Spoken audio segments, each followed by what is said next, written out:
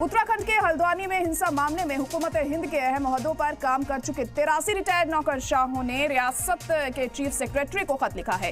खत में हल्द्वानी हिंसा पर सख्त गम और गुस्से का इजहार करते हुए इंतजामिया से कानून के निफाज में गैर जानिबदारानी का मुतालबा किया और खत में 8 फरवरी के तशद्दुद के वाकये की सख्त अल्फाज में मजम्मत की है।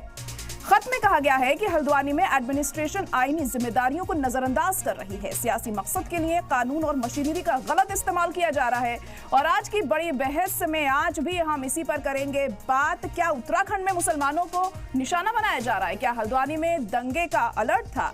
क्या एडमिनिस्ट्रेशन ने की है अनदेखी? आज की बहस में हम बात करेंगे, इन्हीं मुद्दों पर चर्चा करेंगे। खास मेहमान भी हमारे साथ जुड़ेंगे और देखिए अब क्या कुछ इसके बाद निकलकर सामने आता है, ये अहम हो जाएगा।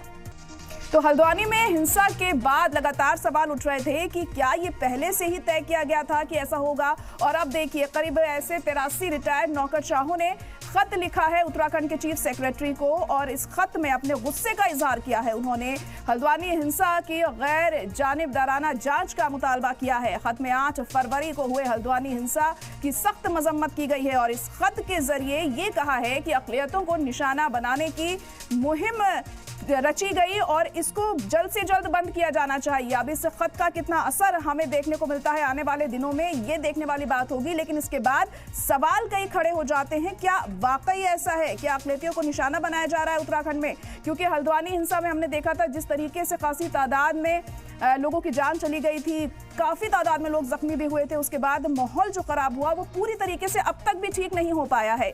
और उसी हिंसा के बाद अब 83 रिटायर्ड नौकरशाहों ने चीफ सेक्रेटरी को खत लिखा है और खत में अपने गुस्से का उन्होंने इजहार किया है और साफ तौर पर यह लिखा है कि जो हिंसा हुई थी वो बिल्कुल सही नहीं थी, वो गलत थी और उसकी मजम्मत उन्होंने की है। और साथ ही साथ उनका यह भी कहना था कि जो खवातीनें थीं, जो बच्चे थे, उन्हें भी नहीं बख्शा गया। जिस दौरान ये हिंसा हुई, जो भी कार्रवाई यहाँ पर की गई हिंसा को रोकने के नाम पर, उसमें खवातीनों और बच्चों को भी नहीं बख्शा गया था। इस वजह से खासी नाराजगी इन रिटायर्ड नौकरशाहों में यहाँ पर देखने को मिल रही है, जिसके मद्देनजर उन्होंने ये खत चीफ सेक्रेटरी को लिखा है। अब इस खत का क्या कुछ नतीजा निकलकर सामने आता है, इसका क्या फर्क पड़ता है आने वाले दिनों में, क्या असर होता है और क्या वाकई ऐसा है कि अक़लियतों को निशाना उत्तराखंड में बनाया जा रहा है? ये सवाल बार बार गहराता हुआ इसके बाद दिखाई दे रहा है। देखिए, उत्तराखंड चीफ सेक्रेटरी को खत लिखकर अपने गुस्से का इजहार जरूर यहाँ पर किया गया है, लेकिन अब इस खत का क्या असर पड़ता है चीफ सेक्रेटरी के ऊपर और वो किस तरीके से इसे लेते हैं? देखिए, लगातार जो हिंसा थी हल्द्वानी में वो हम देख रहे थे, उस दौरान काफी भड़की थी। जब 8 फरवरी को मदरसे और मस्जिद पर बुलडोजर चलाया गया था, काफी तादाद में लोगों की जान चली गई थी तब।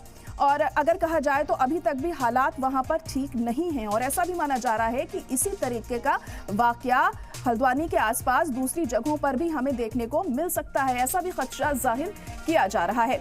और साथ ही साथ ये भी बता दें आपको कि ये जो खत लिखा गया है, इसमें यह भी कहा गया है कि अक़लियतों को निशाना बनाने की जो मुहिम छेड़ी गई है, इसे बंद होना चाहिए।